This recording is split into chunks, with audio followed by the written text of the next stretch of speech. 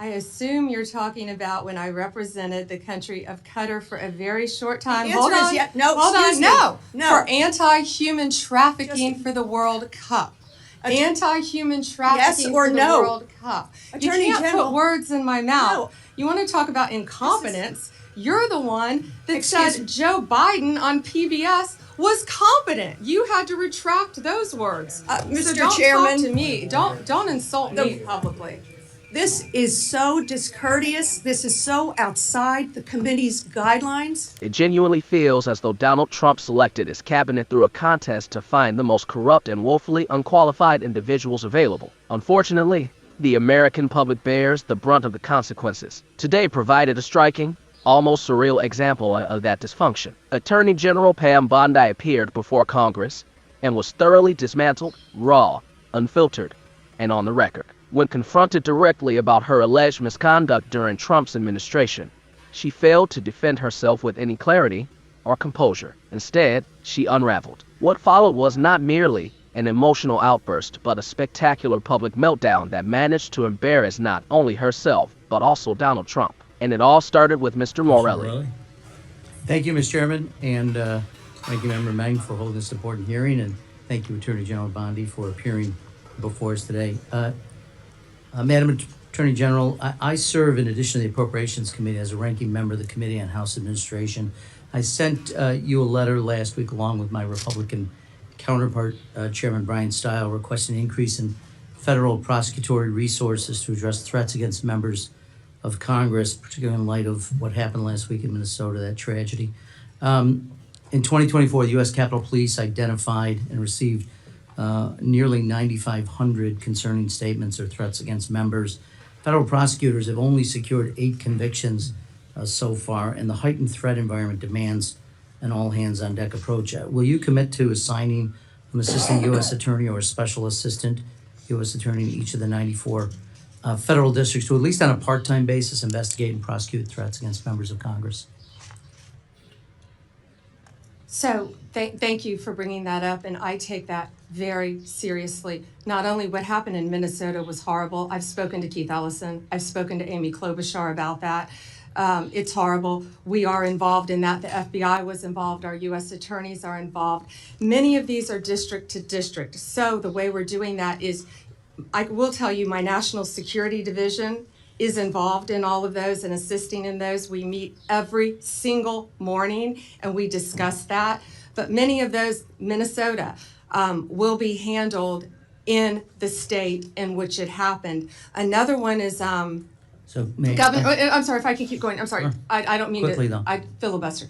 Governor Shapiro and what happened in Pennsylvania with Governor Shapiro. I've spoken to Governor Shapiro. We are working hand in hand, our U.S. attorney with the district attorney there, hand in hand, just like in Minnesota. I made sure our U.S. attorney and our district attorneys there were working hand in hand. Political party doesn't matter when something like this happens. And I also want to make sure all members of Congress are safe as well. Okay, and I would reiterate, Chairman Stile and I think Chairman Stile and I agree that at least a part-time in each of the 94 districts would be appropriate. Let me change topics for just a moment. Really quick on that. Yes, we're doing that through our National Security Division, so I think that's already in the works, and I would be glad to meet with you in a secure facility to talk about that. Very good, thank you.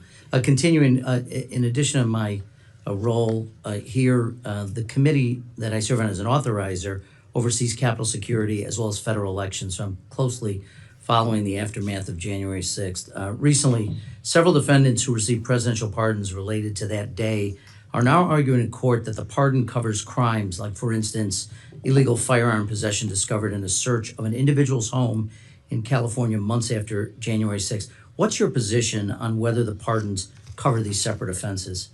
The pardon power rests with the president, not the Department of Justice, and some of that is pending litigation, and I cannot discuss pending litigation. Well, I'm not asking you about who has the right to a pardon. I think as the Department of Justice in February wrote, the pardon is an act of grace which removes the punishment from a crime a person has committed. It further said, in its effect, the granting of a pardon is in no sense the overturning of a judgment of conviction. It is an executive action that mitigates or sets aside punishment. So as the chief law enforcement officer, what's your opinion? Not the president's power of whether he can offer a pardon. That's pretty clear in the Constitution. But for crimes committed unrelated to January 6th, would you suggest that the pardons would cover activities or crimes potentially committed outside of that by the same person? Well, I don't know if you're referring to Joe Biden pardoning his son after he said he would not pardon Hunter Biden, or the No, I actually commutation referred of to all January the 6th. I'm sorry. all the sentences that Well, the then- people that were on death row. I've met with those families, No, and I- all of those sentences were commuted. I'm not going to comment on pardons on either side of the aisle. So, well, I'm not asking about either side. I'm asking, you're the chief law enforcement officer of the United States. You have a responsibility directly, you sworn oath to the Constitution, not the president. Want to know what your views are on the extent to which pardons cover potential crimes committed by individuals who have been pardoned but unrelated to January 6th.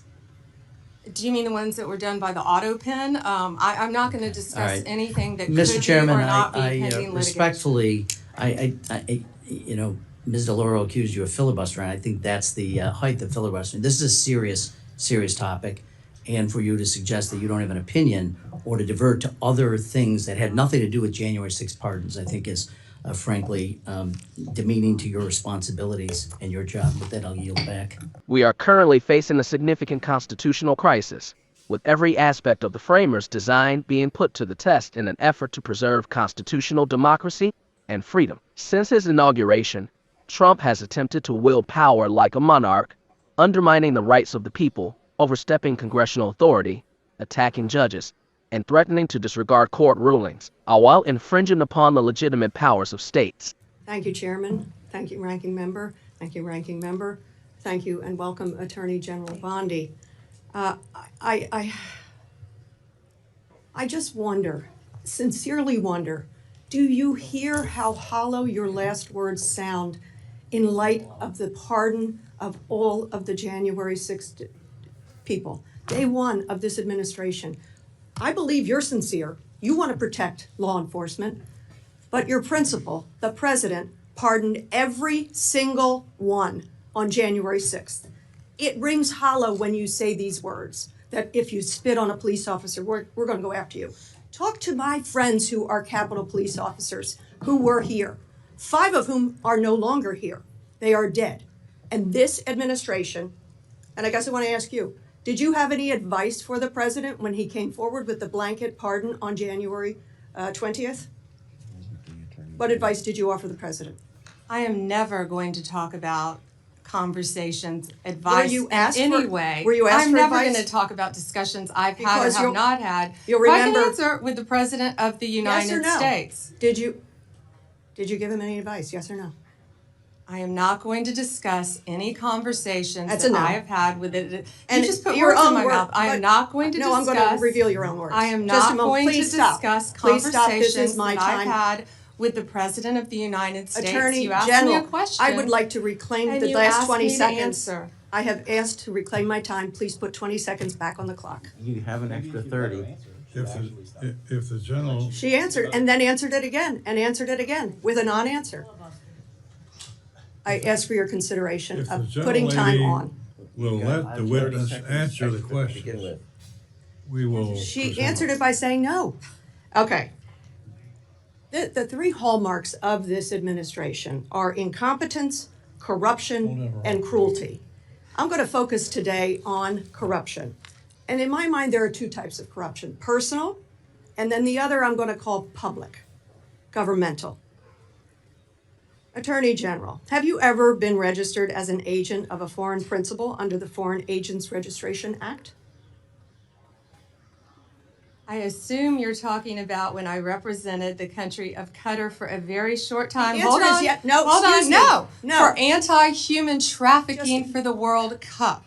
Anti-human trafficking Yes or for the no? World Cup. Attorney you can't General- put words in my mouth. No. You want to talk about incompetence? You're the one that Excuse said me. Joe Biden on PBS was competent. You had to retract those words. Mr. So don't Chairman, talk to me. Don't insult me The- publicly.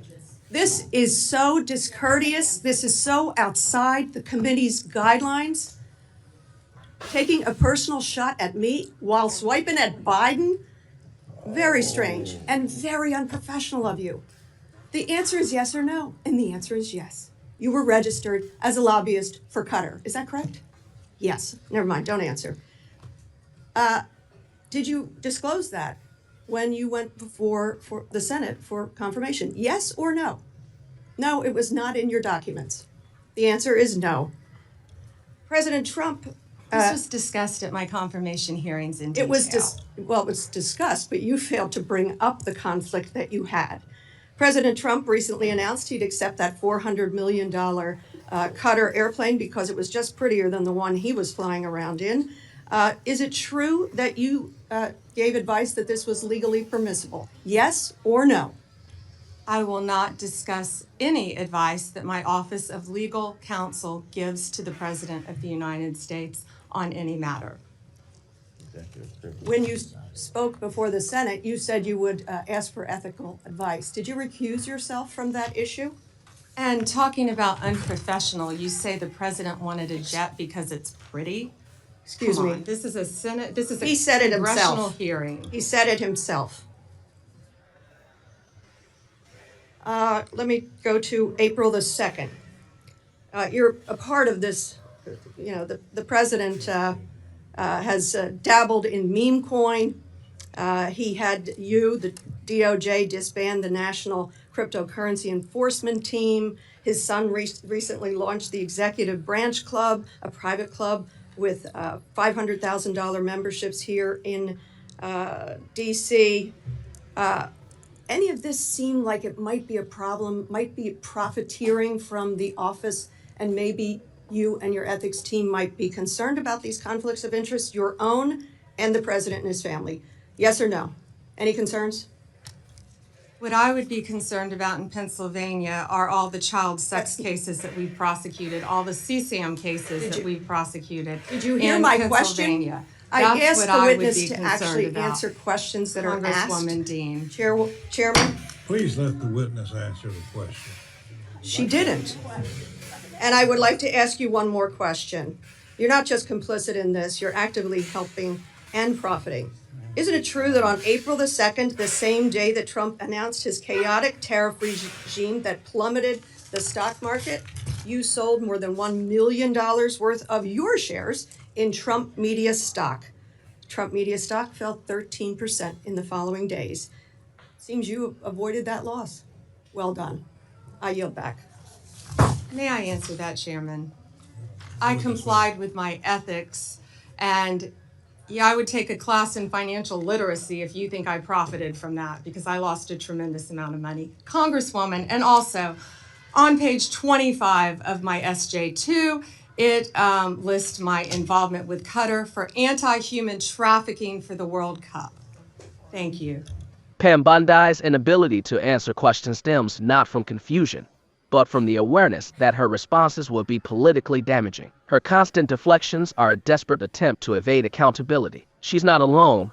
The entire MAGA movement is ensnared in contradictions, shifting narratives from supporting law enforcement to defending violent insurrectionists. Was January 6th a peaceful protest, a righteous rebellion, or a deep state plot? Their ever-changing storylines are increasingly incoherent and embarrassing. Congressman Jaime Rashan's presence is vital. He doesn't just challenge the narrative, he systematically dismantles it. Today, he exposed the truth with sharp precision, delivering a masterclass in holding power accountable. There have only been 15 federal judges impeached in all of American history by the Congress of the United States. And it's always for corruption or bribery or income tax evasion. It's for actually engaging in a crime, a high crime or misdemeanor, not because the Congress disagrees with their analysis, much less because Congress disagrees with their correct analysis of a legal problem. It's never happened before.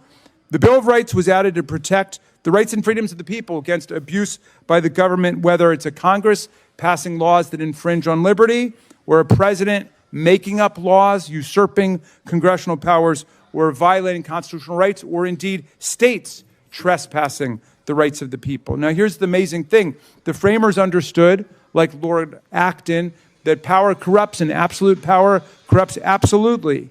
And so they arranged a constitutional system where power would be vertically divided, shared and distributed between the federal government and the states and localities, as well as horizontally distributed among the legislative, executive, and judicial branches of government. And the branches would check one another's abusive ambitions, and the people would exercise their freedoms of speech, press, assembly, petition of government, and so on to counterbalance the tyrannical propensities of government generally. We're in a dramatic constitutional confrontation today where every facet of the framers' design has been activated to try and save constitutional democracy and freedom. From the day he took office, Trump has tried to exercise powers like a king, trampling the rights of the people, usurping the powers of Congress, denouncing judges and threatening to defy the rulings of courts, and violating the legitimate authority of states and their elected officials. Last Saturday, June 14th, which was Flag Day and the president's birthday, he chose to stage a $45 million military parade in the streets of Washington. In response, at least 7 million anti-monarchical Americans assembled in over 2,000 protests in cities and towns across America for the unveiling of No King's Day, a magnificent demonstration of the inextinguishable resiliency of popular constitutional democracy in the face of dictatorial designs against the people. But the people marching in the streets from Philadelphia to Los Angeles, from the boundary waters of Minnesota to New Orleans, are not alone in this process. They reflect a powerful constitutional opposition in motion. Political leaders at the state level are fighting back in court along with their allies in Congress, and we are winning this fight every day in courtrooms across America. More than 328 lawsuits have been filed since Donald Trump, Stephen Miller, Pete Hegseth, Marco Rubio, and Elon Musk took office, and federal courts across the land have remarkably issued 197 preliminary injunctions or temporary restraining orders against this reign of lawlessness. The witnesses before us today, the attorney generals for the people of Massachusetts, Minnesota, New Jersey, and Illinois, are leaders in the fight for the Constitution and federal laws that have been abandoned by the president. And these chief state lawyers are winning significant battles in front of judges appointed by both Republican presidents and Democratic presidents. They are even winning in courts where judges preside who were appointed by President Trump himself. This is precisely the type of principled, no-nonsense leadership we need during these challenging times, and Haim Ryan consistently delivers. You can rely on this channel to illuminate the truth, cut through the spin, and hold those in power accountable at every turn. What are your thoughts? Share them in the comments below.